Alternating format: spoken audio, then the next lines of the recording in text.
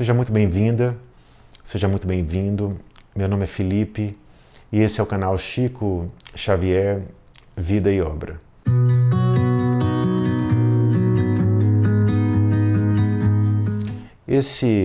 Nessa gravação, gente, eu coloquei como título Ataques Velados, Ataques Explícitos.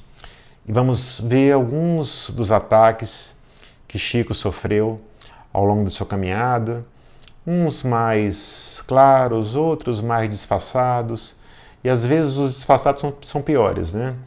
Bom, gente, foi assim, vamos começar do comecinho. Em 1947, o Chico colocou o ponto final no 30º livro dele, que era a combinação inicial com Emmanuel, né? Aí, ufa, né? Acabei. Só que não. Só que não. O Emmanuel apareceu e disse: nós começaremos uma nova série de 30 livros. Nós começaremos uma nova série de 30 livros. E enquanto isso, gente, o número de pessoas que procurava Chico era cada vez maior, tá? Pessoas, em sua maioria, pessoas humildes, tá? Sofredores os mais diversos, e claro, pessoas famosas também. Tá? Havia pessoas famosas, havia políticos, tá? Os políticos que procuravam Chico, quase sempre eles procuravam para quê? Eles ofereciam ajuda financeira em troca de apoio na campanha. Basicamente era isso, como é previsível, né? Enquanto isso, gente, enquanto a vida caminhava e Chico escrevia a nova série de 30 livros, fazendo 60 livros, né? Os ataques vinham, sabe? Como eu disse, às vezes ataques explícitos, às vezes ataques oblíquos, velados, sutis, disfarçados, são piores às vezes, né? Muitos desses ataques, olha que covardia, vinham através de cartas, sabe?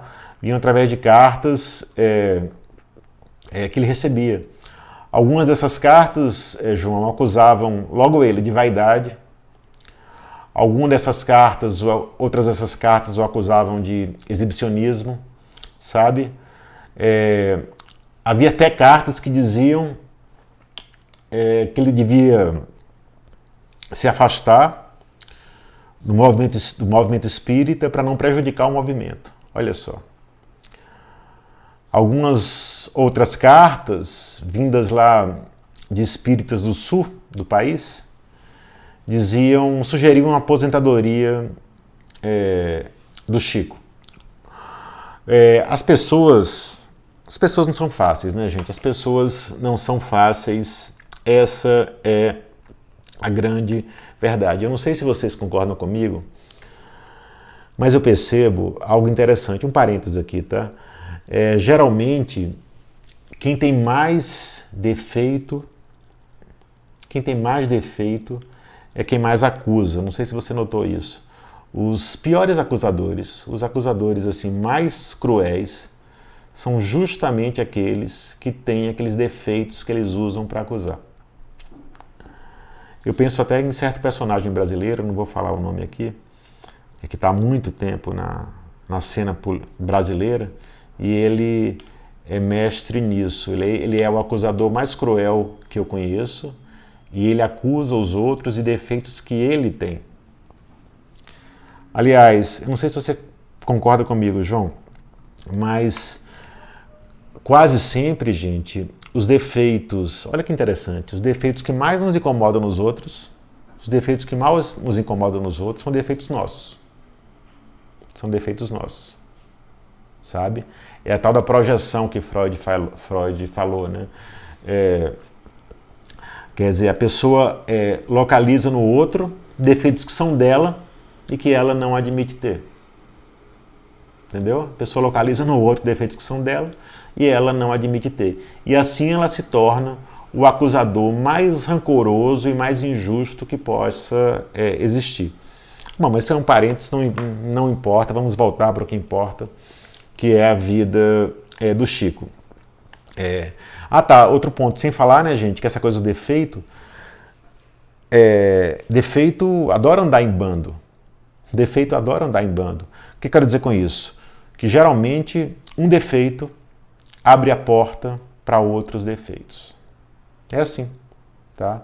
Geralmente um defeito abre a porta para outros defeitos. Por isso que a gente tem que, enfim, agir com tanta vigilância em relação a eles, né? O tal do vigiar e orar. Mas voltando aqui aos ataques que o Chico recebia. Como eu disse, alguns dos ataques eram mais covardes, através de cartas, e outros eram mais explícitos, como, por exemplo, o padre Sinfrônio. Porque, não sei se vocês lembram, numa das gravações anteriores, eu falei do padre Scarzelo. O padre Scarzelo foi um padre que ajudou muito o Chico, tá? Que ajudou muito o Chico. Mas havia outro padre, o padre Sinfrônio, esse perseguia o Chico com muita vontade, sabe? Perseguia o Chico com muita vontade. Interessante assim, gente, quanto mais gente procurava o Chico, inclusive assim vindo de outros estados, mais o padre Sinfrônio se enfurecia. Ele era padre da igreja Nossa Senhora da Conceição, em São Leopoldo, e assim, os carros passavam diante da igreja, da paróquia dele, e paravam em frente ao centro espírita do Chico, que ficava a 50 metros da igreja. Imaginem. Então, ele ficou assim, tão irritado com o Chico e com o espiritismo. Sabe o que ele fez? Ele mandou instalar um alto-falante na torre da igreja, e lá ele, enfim, criticava aos quatro ventos o espiritismo em geral e Chico, e com isso acabou convencendo muita gente que o espiritismo era perigoso, né? Mas o que é interessante aqui? Chico, gente, por sua vez, nunca retrucou. Sempre que cruzava com o padre Sinfrônio, no meio da rua, cidade pequena do interior, né? Ele tirava o chapéu e cumprimentava o padre Sinfrônio de modo muito respeitoso. Muita gente ficava até irritada, né? Com a passividade do Chico, mas ele nunca retrucou. Chico nunca falava mal, nunca falou mal de religião alguma, nunca assim atacou outra forma de pensar, né, gente? Aliás, pessoal, um parêntese, se me permitem, tá? No século XXI, nesse século nosso, terceira década do século XXI, daqui a pouco, né, gente? Não tem mais espaço para isso não, viu, gente? Não tem espaço para isso não. Sua religião não é melhor que a minha, não. Nem a minha é melhor que a sua. Entendeu? Vamos parar com isso. Vamos parar com isso. Deus é um só. Vamos trabalhar em favor do bem, independentemente dos nomes, das terminologias e até das crenças, né? Vamos ter mais humildade, inclusive em relação às crenças. Vamos ser menos arrogantes em relação às crenças. Tem um poeta, Murilo Mendes, né? Murilo Mendes é um poeta de Juiz de Fora, muito conhecido no Brasil. Ele nasceu no comecinho do século XX, lá em Juiz de Fora, em 1901. Ele tem uma frase que ele fala assim, ó, obviedade até, né? Que a humildade é natural e elegantíssima. A humildade é natural e elegantíssima.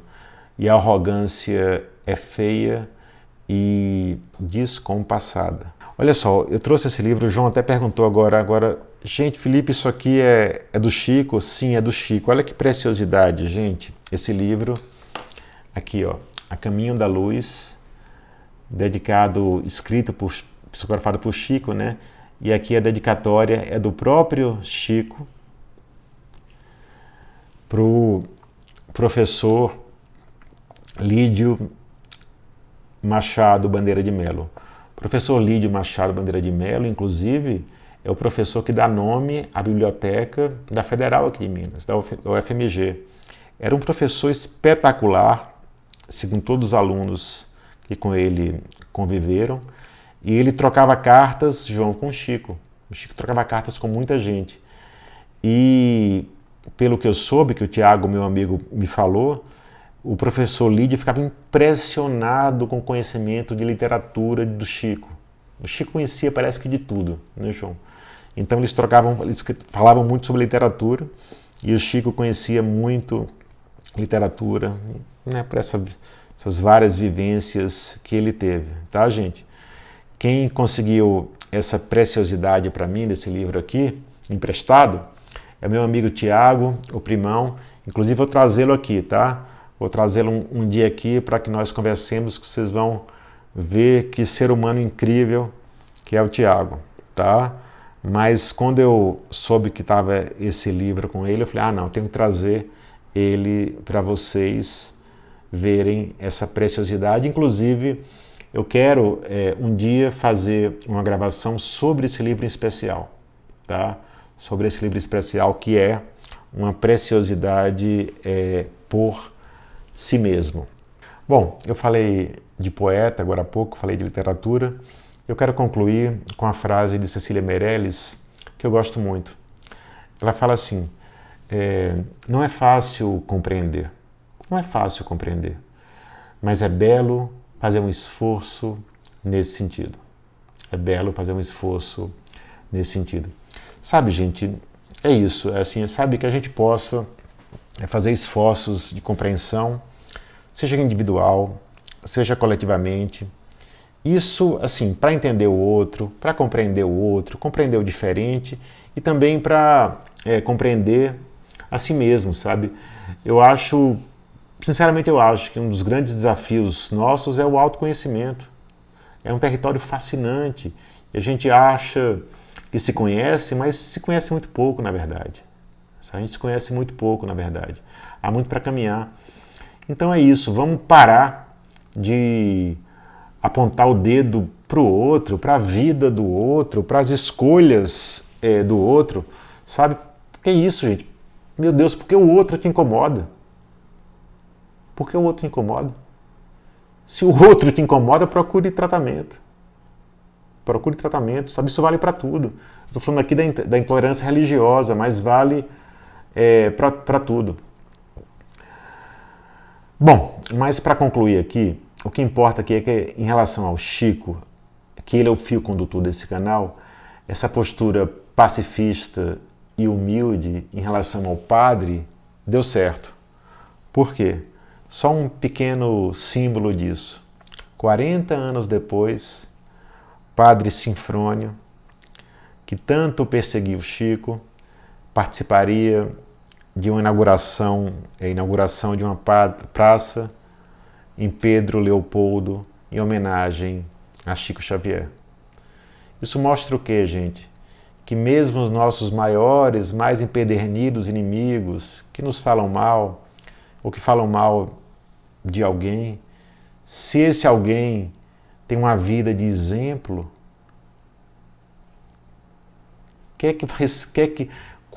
o que poderá uma palavra ou palavras vãs, agressivas, maldosas contra alguém que tem a consciência tranquila e uma vida de exemplo, né?